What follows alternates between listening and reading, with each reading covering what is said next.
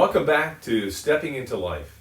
I'm David Hoke, again here today with my good friend David Pate, the Executive Director of the Family Counseling Center, and with Suzanne Blackwood, a licensed therapist and an associate of David's. And we're going to kind of pick up where we left off the last time, talking more about fear and how fear impacts our lives and the things that maybe are manifested from that fear. So, David, it's all yours. Well, we defined it a little bit last time. We talked about the rational, irrational phobias and how guilt and shame kind of are part of that. And fear is that little four-letter word that a lot of human beings, we don't really know how to deal with. And let's look at it this way. Fear unresolved leads to anger. Anger unresolved can lead, turn inward to be depression, guilt, shame.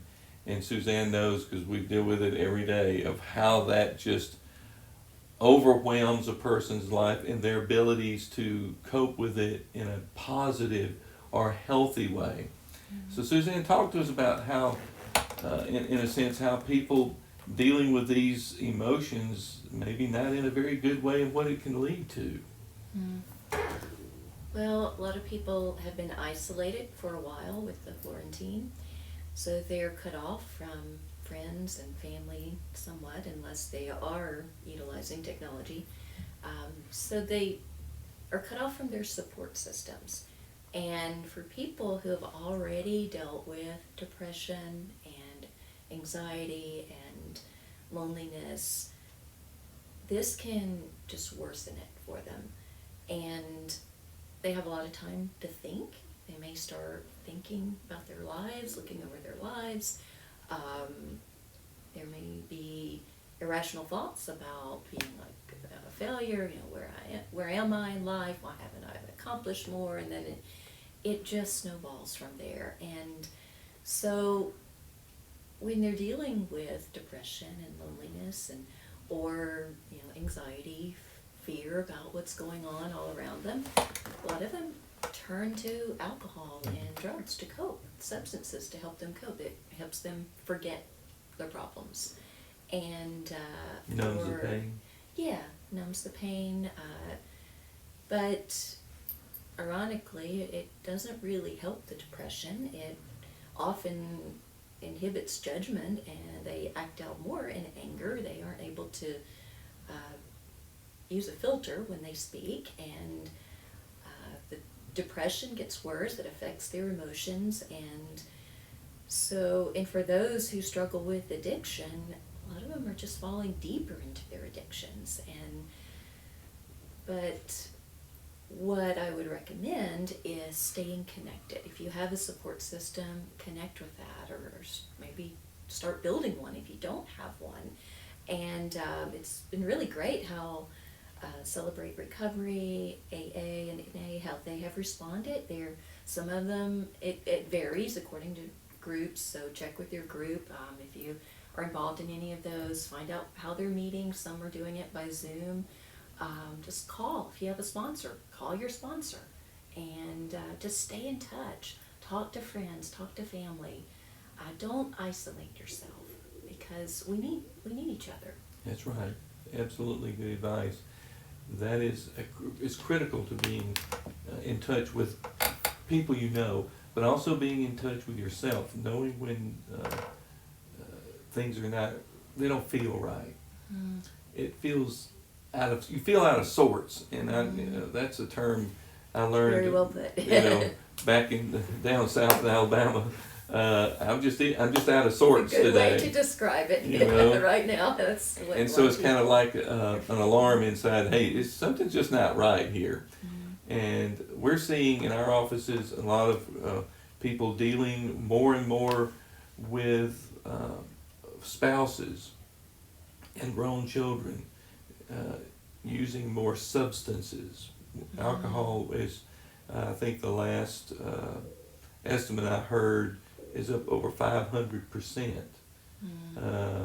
across the country. That's alcohol.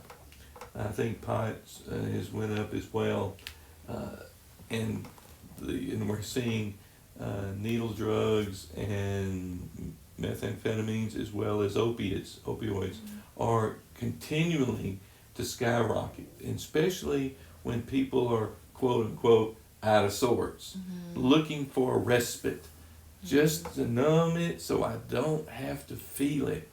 We've got other options, Suzanne. We know this. David, we've got other options. But if we have the options and they don't know what they are, we have failed to do a very good job of letting people know. Here's the other things, and you gave some good advice just a moment ago to our listeners. Is part of this the idea that right now there's just more time on the hands? People maybe aren't working, or they're working from home and they're not in the commute and things, or is it just the fear, back to the fear factor, and they've lost hope in what's to come after this? I think it's a combination of both. I believe so. And I think this quarantine and this virus is really shedding light on problems that have existed for a while, but now people have more time to think about it, and so they're recognizing it. And it's not always a case of isolation. Families are together more, and if there is strife in the family, then people may turn to drugs and alcohol to cope with that. And parents are stressed with the kids, talking about the shame and guilt, and they may worry, am I a good parent? Am I a failure as a parent? What's happening to my family? We're falling apart. And so what I would suggest is realize that everyone is stressed now. Parents are stressed, children are stressed, and give each other some grace. Show one another some grace. And now the weather is starting to get nicer. We're having some sunshine. Get out, get your vitamin D, get fresh air and sunshine. And there's, in the great outdoors, there is plenty of space so that you can have social distancing and still enjoy one another's company. And then maybe that will give you some space without cutting one another off. You can still do things as a family, but just get out and enjoy life. And in what way then would because we've talked about relationships and some of those things affecting this dynamic, but I would think too, loss of job or prospective loss of job, or not confident when I go back to work, the income is going to be there. Maybe a business owner just sees mounting debt and worrying about, will my employees come back, will my customers return to my business? What role is that playing in all this, and particularly driving you into the substances?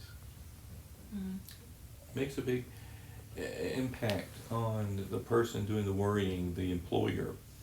The employee, is my employer going to be able to re-employ me or to keep me?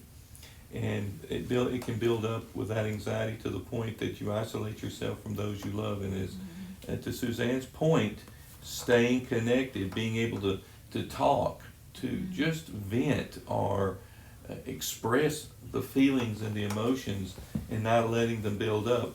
If we don't do that, guess what we do? We will drink, or we will take a pill, or we'll do something to just get a respite from it. I just want to take a break from life right now. And I'm hearing that more and more often, and our therapists are telling us more and more, telling me more and more, that they're common people that you would think they've got it together may not. The normal people who are handling things when life was more of a normal setting is not doing as well because they didn't really have to. And now we've changed. And people that wasn't drinking or drinking just socially very little are now increasing that dramatically. And that's affecting the family as well. I mean, I can tell you from personal experience, my little granddaughter, who I just love to death, and she loves her papa. But my heart broke when she told me a couple of weeks ago that she misses her friends. Papa, I want to go back to school. I want to go to church. I want to see my friends. And I said, honey, we can't right now. And she looked at me and she started to cry, whimper a little bit. And I said, but I love you. Your grandmother loves you. Your mom loves you. Jesus loves you. We are all in this together.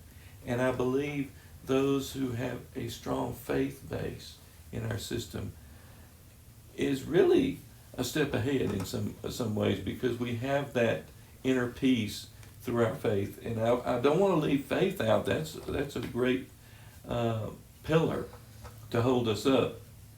And people listening may say, well, I'm not necessarily a Christian.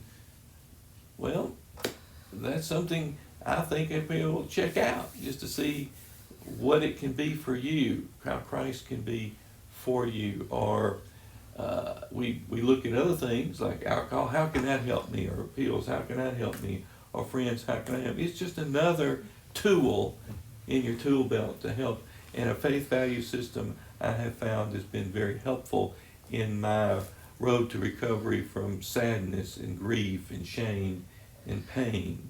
Those are very major issues that we face, and our country and our lives are in turmoil. And FEAR is a major part of our lives, whether we want to admit it or not. And something else too, I think it's important to think about the lack of structure and purpose, the idle time. Some may just be bored, and so they're drinking because they're bored. Good point. And if they don't have that structure that they're used to having, where they get up and they go into work every day, or maybe they have a small business that they're running. For some, their families may give them a sense of purpose. But if things are falling apart at home, then they don't have that. And if they don't have purpose, they may not feel a need to be sober, to practice self-care, to be responsible each day. So with that lack of responsibility, that lack of structure, and if they aren't tapping into their faith where they find purpose, then it could be a very dangerous situation. Very true. That's the challenge we have, and we're going to be, in further episodes of Stepping into Life, we're going to be looking at specific ways and the resources in our communities in which we live, where to turn, where to find the help in times of need, and we'll be doing more and more of that in our next episode, David. Well, it's great that you tuned into us today for Stepping into Life, and I'm David Hoke, again wanting to thank our personalities here with us, David Pate, the Executive Director of the Family Counseling Center, and Suzanne Blackwood, who's a licensed therapist and David's associate. And we'd be remiss if we didn't say anything we can ever do to help you. Just find a way to contact us. You'll have contact information, emails and phone numbers and things of that nature. But whenever you're in a time of stress, a time of turmoil in your life and need help, even when you may think you can do it on your own, don't be ashamed, don't be embarrassed, don't be stigmatized, as Suzanne's talked about. Reach out and ask for help, and you'll find many people wanting to come to your rescue. Again, for Stepping into Life, we'll look forward to talking with you again on our next episode.